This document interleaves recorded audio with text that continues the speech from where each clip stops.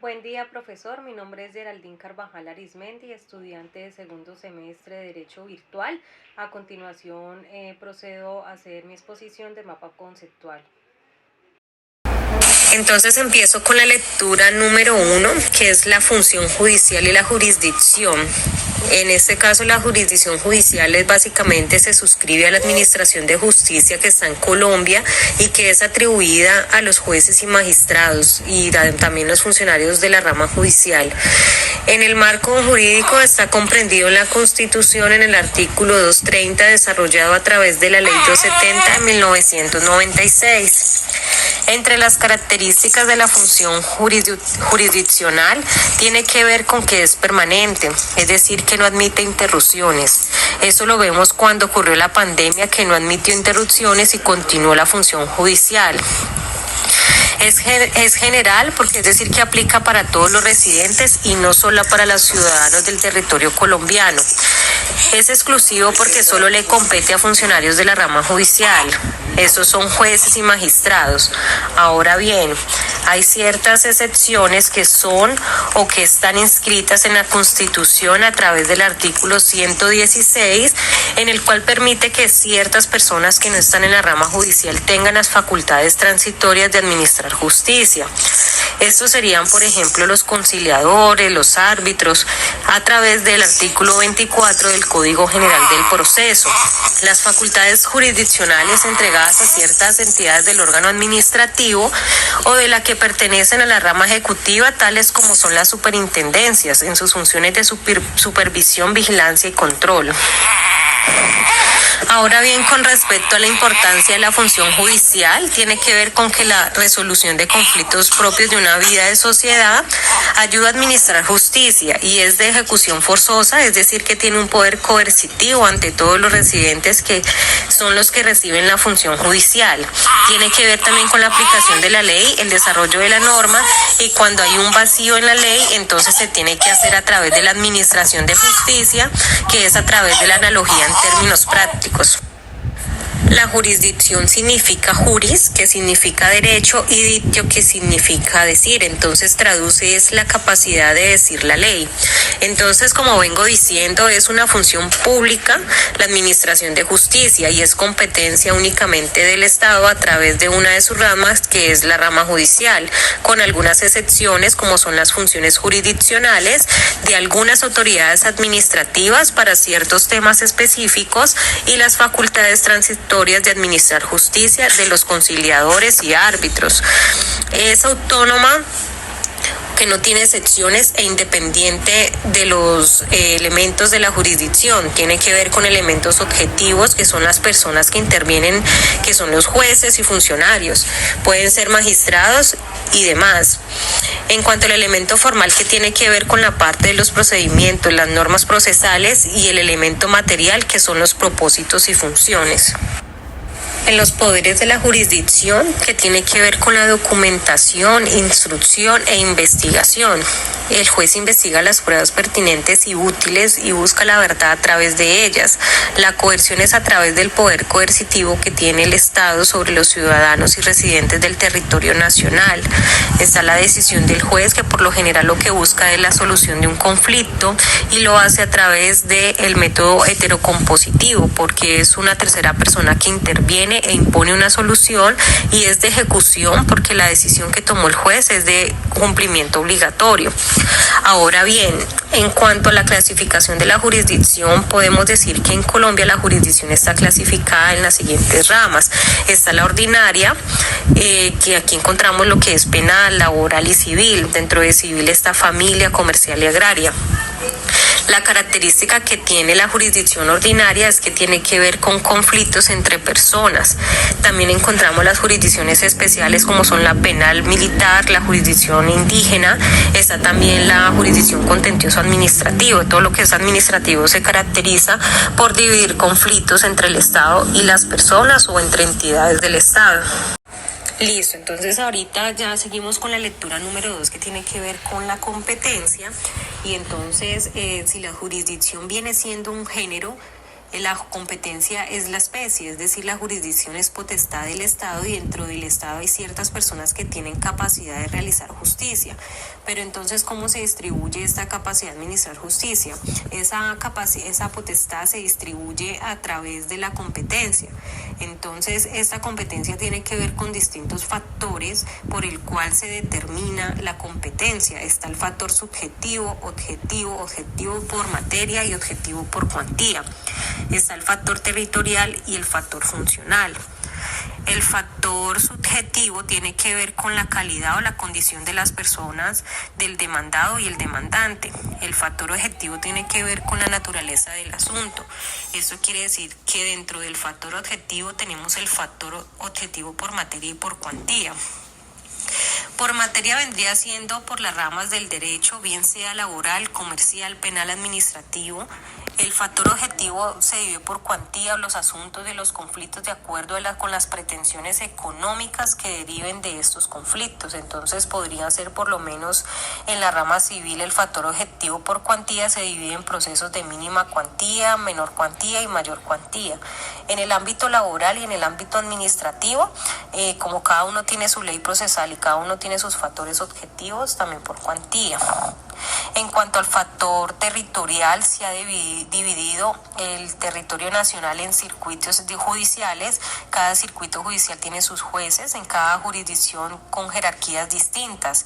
Es así como en la jurisdicción ordinaria civil tenemos los jueces promiscuos, jueces de pequeñas causas, civiles municipales, civiles del circuito, magistrados del tribunal, del circuito en cada una de sus salas. Eso en cuanto a los factores de determinación de la competencia.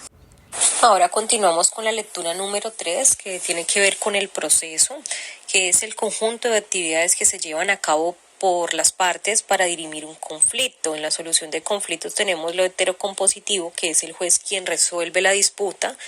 En el proceso también se evalúa un conjunto de situaciones y se dirigen derechos y deberes de las partes. En cuanto a las características de los procesos, tenemos las jerarquías que tienen que ver con la relación entre las partes o los sujetos procesales. La universalidad que es aplicable dentro de un mismo ordenamiento jurídico.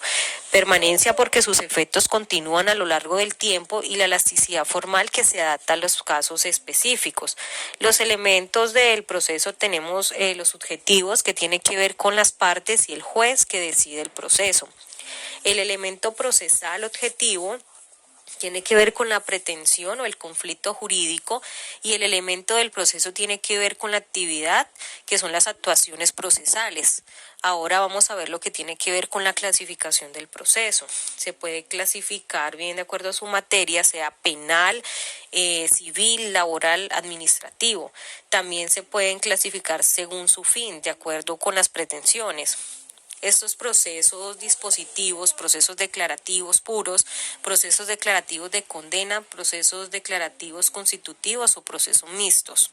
Según la existencia del litigio pueden ser procesos represivos o preventivos. Según el número de sujetos procesales podrían ser sus procesos singulares o colectivos. Según la jurisdicción podrían ser procesos contenciosos de jurisdicción voluntaria o jurisdicción ordinaria, etc. Ahora continuamos con la lectura número 4 que tiene que ver con la acción y si bien ya hemos visto lo que es la función judicial que compete a la rama judicial administrar justicia de acuerdo a la separación de poderes y que también está estrechamente ligado a la jurisdicción que es la capacidad de decidir del derecho o la ley.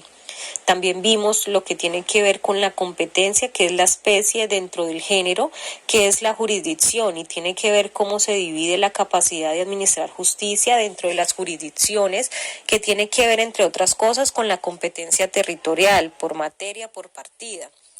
Vimos también lo que tiene que ver con el proceso y ahorita vamos a evaluar la acción, que tiene que ver con el derecho que tienen las personas en accionar el aparato judicial.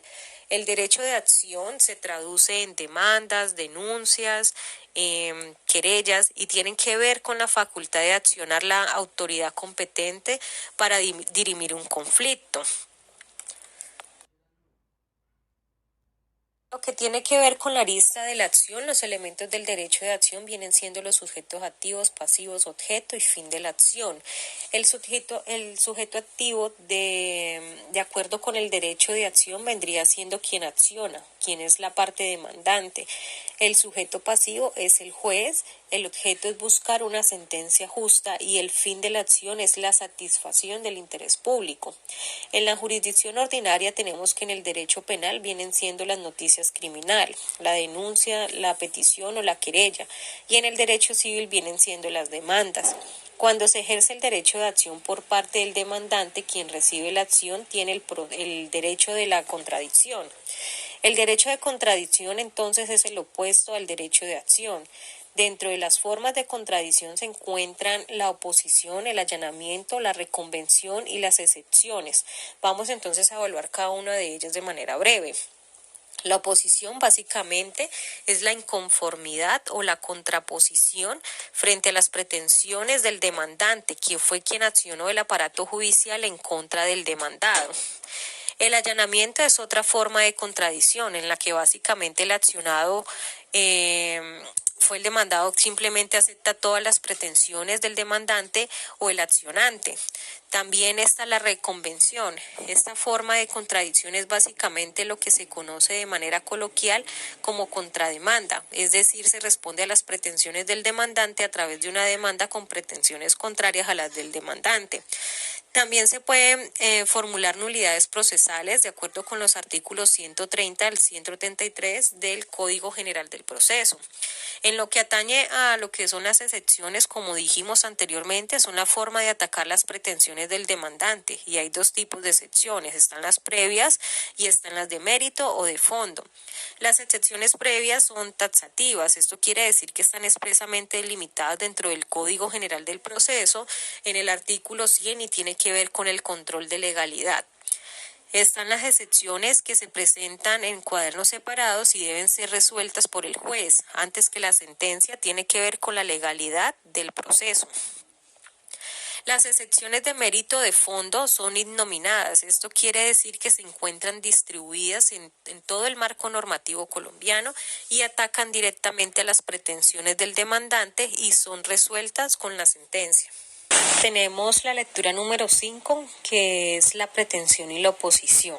Como habíamos hablado, la pretensión es ejercida por el sujeto activo, que viene siendo el demandante a través de la demanda, y la respuesta a la pretensión se hace a través de la oposición, que la hace el sujeto pasivo, que es decir, el demandado. A través de la contestación, que es una contradicción a las pretensiones del demandante, hay otras formas de hacer oposición que, como lo habíamos hablado, vienen siendo el allanamiento, la reconvención, la negativa y la excepción. Ello quiere decir que cuando el sujeto pasivo recibe la demanda tiene varias formas de actuar, entre esas están allanarse, es decir, que acepta todas las pretensiones del demandante. Negarse a contestar, en cuyo caso tiene el efecto en forma de castigo procesal de dar por cierto todos los hechos que requieren confesión. Hacer una demanda de reconvención, que como decíamos es una contrademanda y presenta sus propias pretensiones, y la excepción, que es contestar a cada una de las pretensiones oponiéndose a ellas completamente o parcialmente. Para las pretensiones tenemos que deben ser congruentes de acuerdo con el tipo de proceso. Es así como tenemos procesos declarativos, ejecutivos, liquidatorios, de jurisdicción voluntaria y declarativo especial. Y entonces la naturaleza de las pretensiones para un proceso declarativo serán entonces unas pretensiones declarativas, dispositivas o positivas, mientras que para un proceso ejecutivo la naturaleza de la pretensión tendrá que ser entonces ejecutiva. Eso tiene que ver con la congruencia de la naturaleza de la pretensión con los tipos de procesos, que ahora bien, como lo vimos anteriormente, si el sujeto pasivo decide contestar la demanda a través de excepciones, que es un medio de defensa contra las pretensiones de las excepciones, pueden ser clasificadas entre excepciones previas o excepciones de mérito o de fondo. Las excepciones previas son nominadas y están en el artículo 100 del Código General del Proceso y se resuelven antes de la sentencia y se presentan los cuadernos separados y atacan el control de legalidad. mientras que las excepciones de mérito o de fondo son innominadas y se resuelve con la sentencia. Atacan directamente las pretensiones y se presentan directamente en la demanda y no en cuadernos separados. Muchas gracias, profe.